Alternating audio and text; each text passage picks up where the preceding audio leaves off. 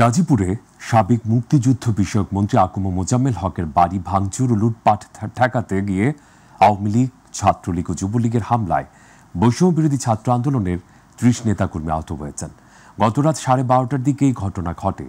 বৈষম্যবিরোধী ছাত্র আন্দোলনের গাজীপুরের জেলা সমন্বয়ক আব্দুল্লাল মাহিন জানান, মোজাম্মেল হকের বাড়িতে লুটপাট হচ্ছে এমন খবরে লুটপাট ঠেকাতে বৈষম্য বিরোধী নেতাকর্মীরা ঘটনাস্থলে যায়। পরে মাইকে ঘোষণা দিয়ে ছাত্রলীগ, যুবলীগ তাদের উপর হামলা চালায়।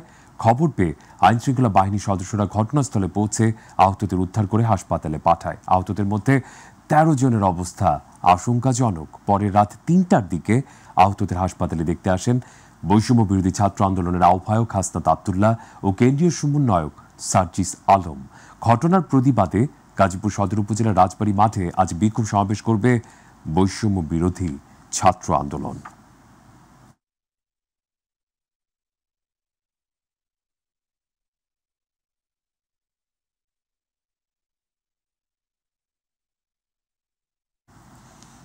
এদিকে গাজীপুরের শিক্ষার্থীদের উপর হামলার ঘটনায় যারা জড়িত তাদের সর্বোচ্চ বিচারের আওতায় আনা হবে বলে জানিয়েছেন স্বরাষ্ট্র উপদেষ্টা অবসরপ্রাপ্ত লেফটেন্যান্ট জেনারেল মোহাম্মদ জাহাঙ্গীর আলম চৌধুরী। তিনি বলেছেন, তাদের যাতে সর্বোচ্চ শাস্তি হয় সে ব্যবস্থা করা হবে।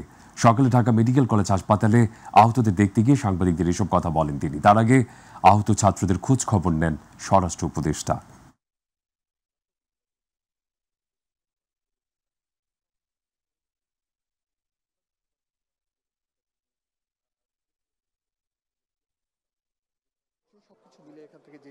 আমি তো ডাক্তার সাহেবদের সাথে কথা বললাম এবং সব পেশেন্ট দেখা হলো। তো একজন পেশেন্টের অবস্থা যে আইসিইউতে আছে তারটা হয়তো 24 ঘন্টা পরে বোঝা যাবে, যেহেতু হেড ইনজুরি। ডাক্তার সাহেবরা যেটা বললো 24 ঘন্টা আগে এটা বোঝা যায় না। তো তারা সবাই ভাবতেছে যে 24 ঘন্টা পরে আল্লাহ দিলে নর্মাল হয়ে যাবে। এটার ক্ষেত্রে আমরা আইনানুগ ব্যবস্থা তো নিচ্ছি এবং এটার সাথে যারা জড়িত তাদের সর্বোচ্চ বিচারের আওতায় আনা হবে এবং তাদের সর্বোচ্চ যেন পানিশমেন্ট হয় এই ব্যবস্থা করা হবে। দেশের চলমান পরিস্থিতিতে সবাইকে শান্ত থাকার আহ্বান জানিয়েছেন প্রধান উপদেষ্টার প্রেস সচিব শফিকুল আলম। জাতীয় প্রেস ক্লাবে দ্রোহের গ্রাফিতি 24-এর গণ-অভ্যুত্থান প্রকাশন উৎসবে তিনি আহ্বান জানান। শফিকুল আলম আরও বলেন, 24-এর গণ-অভ্যুত্থান ও প্রফেসর ইউনূসকে নেতিবাচকভাবে বিষে তুলে ধরতে বিপুল অর্থের বিনিময়ে বড় ষড়যন্ত্র হচ্ছে। এতে জড়িত রয়েছে ভারতের মিডিয়া। অনুষ্ঠানে বিএনপির সিনিয়র যুগ্ম মহাসচিব রুহুল কবির রিজভী বলেন, দেশে গণতন্ত্রের বিকাশের পরিবেশ তৈরি হয়েছে, কিন্তু এটা কোনোভাবেই মেনে নিতে পারছে না ভারত। মিলিয়নস অফ ডলার খরচ করছে এই হাসিনার অলিগার্কগুলো। সে একটা নতুন ন্যারেটিভ তৈরি করতে চাচ্ছে, ওয়ার্ল্ডে বুঝাইতে চাচ্ছে যেই তুমি যে এটাকে গণ-অভ্যুত্থান বলতেছো সেটা আসলে গণ-অভ্যুত্থান না, সেটা আসলে এটা হয়েছে। যাতে এটার কারণটিকে একটা খুব বড় রকমের একটা চক্রান্ত আমাদের উপরে, যাতে সে চাচ্ছে বলতে চাচ্ছে যে তোমরা এদেরকে দেখতেছো, সেই লোকটা তো এটা না। প্রফেসর ইউনূস পাবলিক লাইফে আছেন 6 দশক ধরে, তার প্রত্যেকটা বাক তার ক্যারিয়ারে সবাই চেনে, অথচ তাকে তারা এইভাবে পোর্ট্রে করছে। গাজীপুরের মেয়র সে তার বক্তব্য সময় টিভিতে দেখাচ্ছে যে আমাদেরকে যদি রাজনীতি করতে না দেওয়া হয়, আমাদের যদি কর্মসূচি পালন করতে না দেওয়া হয়, তাহলে কেউ শান্তিতে থাকতে পারবে না। অর্থাৎ হত্যার হুমকি দিচ্ছে রীতিমতো। তো এই সাহসটা কে দিচ্ছে? সেই সাহসটা দিচ্ছে আপনার পার্শ্ববর্তী দেশ থেকে শেখ হাসিনা উস্কানি দিচ্ছেন এবং তাকে সাপোর্ট করছে তাদের পলিসি মেকাররা। এটা তো বাংলাদেশের সার্বভৌমত্বের উপর সরাসরি হস্তক্ষেপ, ভয়ঙ্কর রকমের হস্তক্ষেপ। এটা একটা স্বাধীন গণতান্ত্রিক দেশের উপর আরেকটি স্বাধীন রাষ্ট্র, এটা তো চরমভাবে আন্তর্জাতিক রীতি নীতি সমস্ত কিছু লঙ্ঘন করে এই কাজটি করছে। কারো উস্কানিতে পা না দিতে গণ-অভ্যুত্থানে অংশগ্রহণকারী ছাত্র জনতা পুলিশের প্রতি আহ্বান জানিয়েছেন জামায়াতে ইসলামের আমির ডাক্তার শফিকুর রহমান। সকালে কক্সবাজার দীর্ঘ 15 বছর পর আয়োজিত কর্মী সম্মেলনে তিনি আহ্বান জানান। জামায়াতের আমির বলেন, আন্দোলন এখনো শেষ হয়ে যায়নি। যতদিন পর্যন্ত একটি দুর্নীতিমুক্ত, বৈষম্যহীন ও সাম্যের বাংলাদেশ গড়ে না উঠবে ততদিন পর্যন্ত সংগ্রাম চলবে। জুলাই গণহত্যার বিচার না হলে শহীদদের আত্মার সাথে বেইমানি করা হবে উল্লেখ করে তিনি আরও জানিয়েছেন, দেশে কোনো সংখ্যালঘু কিংবা সংখ্যাগুরু থাকবে না। বাংলাদেশের জন্ম নেওয়া সবাই ভ্রাতৃত্বের বন্ধনে আবদ্ধ।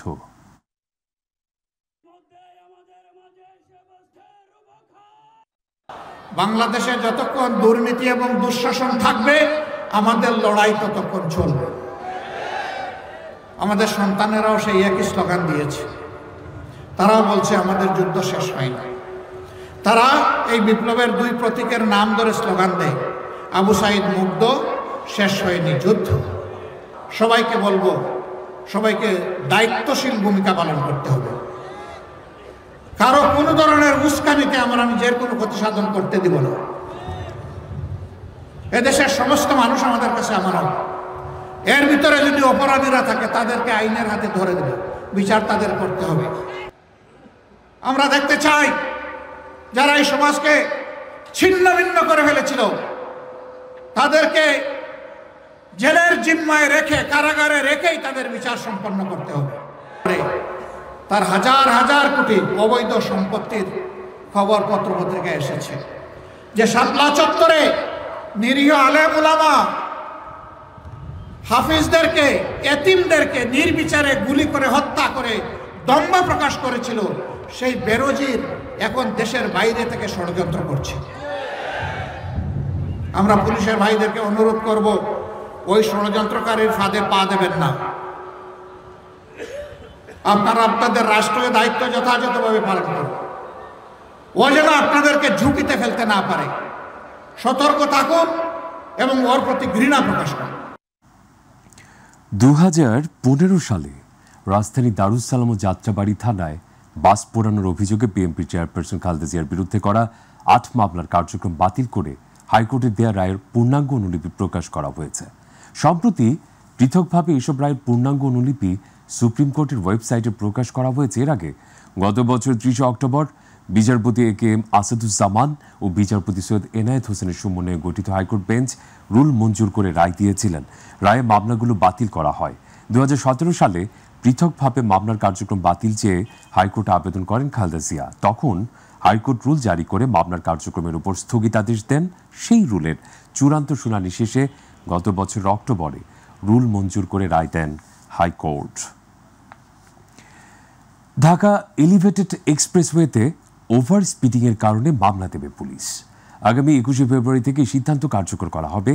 কুড়িলে ঢাকা এলিভেটেড এক্সপ্রেসওয়ের সেন্ট্রাল কন্ট্রোল বিল্ডিংয়ে এক সংবাদ সম্মেলনে সিদ্ধান্তের কথা জানিয়েছেন ঢাকা এলিভেটেড এক্সপ্রেসওয়ে কোম্পানি লিমিটেডের যান চলাচল সুরক্ষা ও নিরাপত্তা বিভাগের পরিচালক ক্যাপ্টেন অবসরপ্রাপ্ত হাসিব হাসান খান। তিনি বলেন, 100 কিলোমিটারের বেশি গতিসীমা অতিক্রম করলে ভিডিও মামলা দেওয়া হবে। মামলার তথ্যের উপর ভিত্তি করে একই গাড়ি 3 বারের বেশি গতিসীমা লঙ্ঘন করলে ভবিষ্যতে ওই গাড়ি এলিভেটেড এক্সপ্রেসওয়েতে চলাচল নিষিদ্ধ ঘোষণা করা হবে। এবং তার আগে যাদের যেটুকু বিষয় আছে আমাদের সাথে, যে একটা ক্যাবেল লিঙ্ক, সেই লিঙ্কটা আমরা ইনশাল্লাহ দিয়ে দিব, যাতে আমরা 20 তারিখের পর থেকে এই ভিডিও কেসটা করব। এইটাই হলো আজকে সাংবাদিক কনফারেন্সের মূল বিষয়। এবং এই ঘোষণাটা আমরা on behalf of Dhaka metropolitan police আমি তাদের পক্ষে দিচ্ছি। সভাপতি রিপোর্টে মাই টিভি বিশেষ।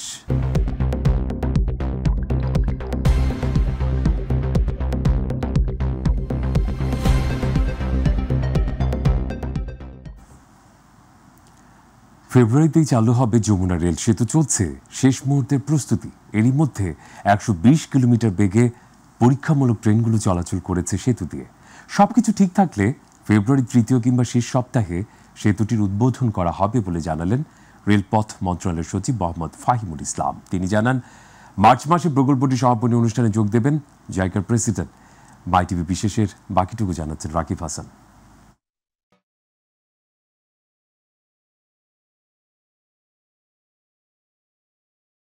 উদ্বোধনের অপেক্ষায় যমুনা রেল সেতু। দেশের সবচেয়ে বড় এই রেল সেতু দিয়ে এরই মধ্যে শুরু হয়েছে পরীক্ষামূলক ট্রেন চলাচল। কোনো প্রকার ত্রুটি ছাড়াই 120 কিলোমিটার বেগে পরীক্ষামূলক ট্রেনগুলো চলাচল করছে সেতু দিয়ে।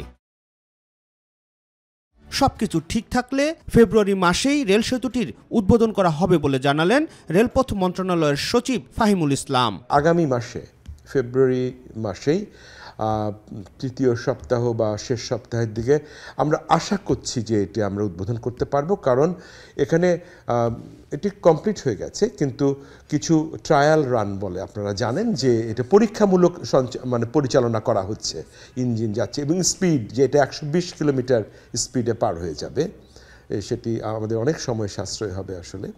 কাজে এইটি অলরেডি ট্রায়াল চলছে। তিনি জানান মার্চ মাসে জাইকার প্রেসিডেন্টের বাংলাদেশ সফরের মধ্য দিয়েই প্রকল্পটির সমাপনী ঘোষণা করা হবে। একটি জাইকার অর্থায়ন হয়েছে, আপনারা জানেন জাইকার প্রেসিডেন্ট মার্চ মাসের 16 থেকে 19 তারিখ পর্যন্ত বাংলাদেশে সফর করবেন এবং উনি জাইকা থেকে অফিসিয়ালি আমাদের কাছে চিঠি লেখা হয়েছে যে জাইকার প্রেসিডেন্ট আসবার পরে কোনো একটা প্রজেক্ট ক্লোজারের সময় একটা বড় বিফিটিং একটা সমাপনী অনুষ্ঠান করা হয়, এইটি 18 তারিখে নির্ধারণ করার জন্য অনুরোধ করেছে এবং যেখানে জাইকার প্রেসিডেন্ট থাকবেন এবং জাইকার প্রেসিডেন্ট আশা করছেন যে ওখানে আমাদের মাননীয় উপদেষ্টা রেলপথ মন্ত্রণালয় উনি সেখানে উপস্থিত থাকবেন এবং উনি প্রাথমিকভাবে সম্মতি দিয়েছেন। 2021 সালের 21 মার্চ সেতুটির নির্মাণ কাজ শুরু হয়।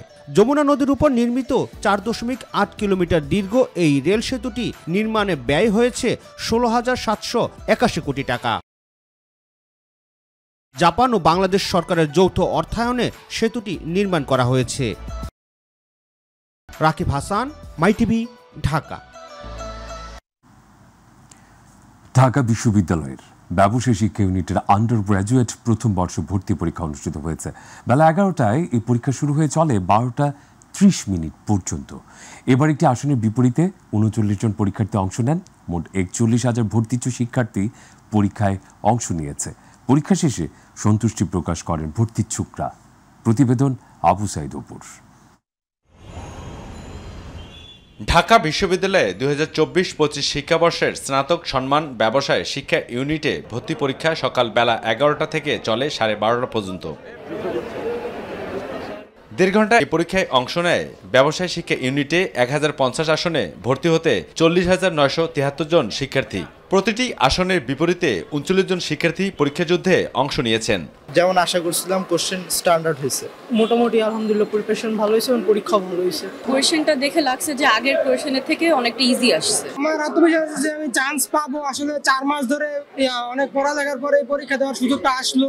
এইবারে ঢাকা ইউনিভার্সিটির সি ইউনিটের কোশ্চেনটা একটু সহজ হয়েছে। পরীক্ষা ভালোই দিয়েছি, দেখা যাক কি হয়। আগামী 15 ফেব্রুয়ারি বিজ্ঞান ইউনিটের ভর্তি পরীক্ষা অনুষ্ঠিত হবে। 1896টি আসনের বিপরীতে 1,46,694 জন শিক্ষার্থী আবেদন করেছেন এই ইউনিটে।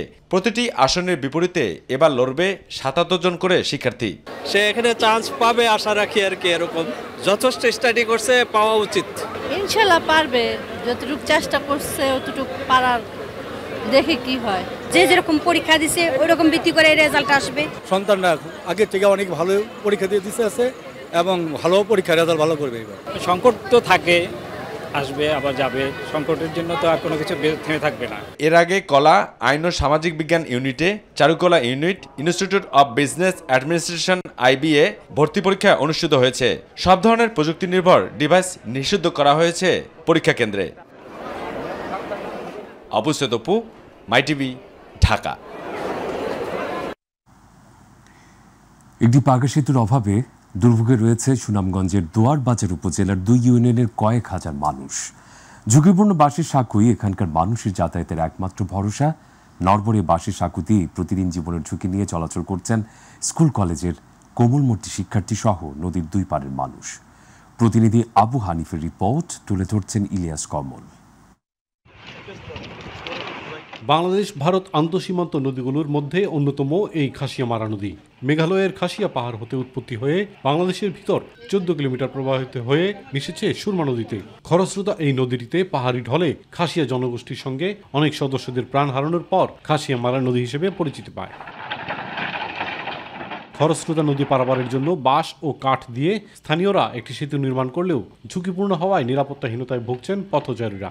শুকনো মৌসুমে বাঁশের সাঁকু দিয়ে চলাচল করলেও বর্ষায় দুর্ভোগের মাত্রা বেড়ে যায় কয়েক গুণ। আমরা 71 থেকে দেখলাম যে এখানে খাইমারা গাঙ্গে কোনো ব্রিজ হয়নি। অনেক সময় নৌকা ডুবে যায়, আবার বাসা সাকুরতে মানুষ পরে অ্যাক্সিডেন্ট হয়। এখান দিয়ে প্রতিদিন একবার আওয়াজ করি, আর এটা কাঠের ব্রিজ, সেই জন্য খুব ভয় করে। নৌকা দিয়ে জীবনের ঝুঁকি নিয়ে নদী পার হতে হয় স্কুল কলেজের কোমলমতি শিক্ষার্থী সহ পথচারীদের। এতে পাহাড়ি ঢলে সৃষ্ট তীব্র স্রোতের কবলে পড়ে ঘটে প্রাণহানির মতো ঘটনাও। তাই দ্রুত একটি পাকা সেতুর দাবি এলাকাবাসীর। অনেক দুর্ভোগ, আমরা সদরের সাথে যোগাযোগ করতে পারি না, আমাদের অনেক সময় ডেলিভারি রোগী নিয়ে যেতে পারি না, আমরা অনেক কষ্টে আছি। বর্তমান যে সরকার আছে অন্তত এই অঞ্চলের মানুষের দুর্ভোগটা যাতে কমানোর লাগে একটা ব্রিজ দেয়, তাইলে এলাকাবাসী হিসেবে আমরা সরকারকে ধন্যবাদ জানাই। এই মুহূর্তে খাসিয়ামারা নদীতে ব্রিজ নির্মাণের প্রস্তাবনা প্রকল্প নেই, তবে ভবিষ্যতে নতুন ডিপিপিতে অন্তর্ভুক্ত করে ব্রিজটি নির্মাণের উদ্যোগ নেওয়া হবে জানিয়েছে স্থানীয় সরকার বিভাগ। এখানে 15,250 মিটার চেনে যে একটা এক্সিস্টিং গ্যাপ আছে, এই এক্সিস্টিং গ্যাপে প্রায় 130 মিটারের মধ্যে একটি ব্রিজ লাগবে। তবে এই মুহূর্তে আমাদের ব্রিজটি করার জন্য প্রস্তাবনা প্রজেক্ট নেই। আমাদের ভবিষ্যতে যখন নতুন ডিপিপি তৈরি হবে তখন এই ব্রিজটি আমরা নতুন ডিপিপিতে অন্তর্ভুক্ত করে ব্রিজ নির্মাণের কাজ উদ্যোগ গ্রহণ করব। জনদুর্ভোগ লাঘবে দ্রুততম সময়ের মধ্যে খাসিয়ামারা নদীর উপর পাকা সেতু নির্মাণ করা হবে, এমনটাই প্রত্যাশা স্থানীয়দের। ইলিয়াস কমল, মাই টিভি। দর্শক, আপনারা ইতিমধ্যে অবগত হয়েছেন যে গাজীপুরে আওয়ামী লীগ, ছাত্রলীগ, যুবলীগের হামলায় বৈষম্য বিরোধী নেতাকর্মীরা আহত হয়েছেন। সেখানে এখন বিক্ষোভ কর্মসূচি চলছে। সেখানকার সর্বশেষ অবস্থা আপনাদের সামনে তুলে ধরতে চাই, যুক্ত করতে চাই সেখানকার প্রতিনিধি সহকর্মী চঞ্চল খানকে। গতকালের শিক্ষার্থীদের উপর হামলার ঘটনায় কিন্তু আজকে সকাল থেকে কিন্তু উত্তাল গাজীপুর, বিশেষ করে রাজবাড়ী যে অঞ্চল, সেখানটায় কিন্তু হাজার হাজার ছাত্রছাত্রী উপস্থিত হয়ে বিক্ষোভ মিছিল করছে। তাদের যে দাবি যে গতকাল রাতে তাদের উপর যে নৃশংসভাবে হামলা করা হয়েছে তার বিচারের দাবি কিন্তু তারা কিন্তু এই রাজবাড়ী মাঠে এবং গাজীপুর জেলা প্রশাসকের সামনে তারা কিন্তু এখানে আন্দোলন করছে, বিক্ষোভ করছে, মিছিল করছে। তাদের এখান থেকে যে স্পষ্ট বার্তাটি দিচ্ছে, তারা বলছে যে দ্রুতই যারা গতকাল শিক্ষার্থীদের উপর হামলা করেছে তাদের আইনের আওতায় নিয়ে আসার জন্য। আমি যদি আপনাকে একটু দেখাই যে রাজবাড়ীর ঠিক জেলা প্রশাসকের কার্যালয়ের সামনে অসংখ্য শিক্ষার্থী তারা কিন্তু সকাল থেকেই তাদের যে দাবি, সেই দাবি আদায়ের জন্য তারা কিন্তু মিছিল দিয়ে যাচ্ছে এবং প্রশাসনের নিকট তাদের আবেদন করে যাচ্ছে। এই হামলার ঘটনা ঘটে এবং মাইকে ঘোষণা দিয়ে শিক্ষার্থীদের উপর যে হামলার ঘটনা ঘটে তারই প্রেক্ষিতে কিন্তু প্রায় 20 থেকে 25 জন শিক্ষার্থী গুরুতর আহত হয় এবং তারপর থেকে কিন্তু আইনশৃঙ্খলা বাহিনী সজাগ রয়েছে এবং তাদের কার্যক্রম যে যারা অপরাধ করেছে তাদেরকে ধরার জন্য তারা কিন্তু কার্যক্রম চলছে। এবং আজকে এখান থেকে এই ছাত্রদের যে আহ্বান যে দ্রুতই অপরাধীদের শাস্তির আনতে হবে এবং প্রশাসনের পক্ষ যেটি জানিয়েছেন যে 4 বাহিনীর টাস্ক গঠন করে তারা কিন্তু আসামিদেরকে গ্রেফতার করবে। এই ছিল গাজীপুর রাজবাড়ী মাঠ থেকে আমার কাছে ছাত্র বিক্ষোভের আজকের সর্বশেষ চিত্র। বিক্ষোভ সমাবেশের সর্বশেষ পরিস্থিতি জানাচ্ছিলেন সহকর্মী চঞ্চল খান। ধন্যবাদ আপনাকে।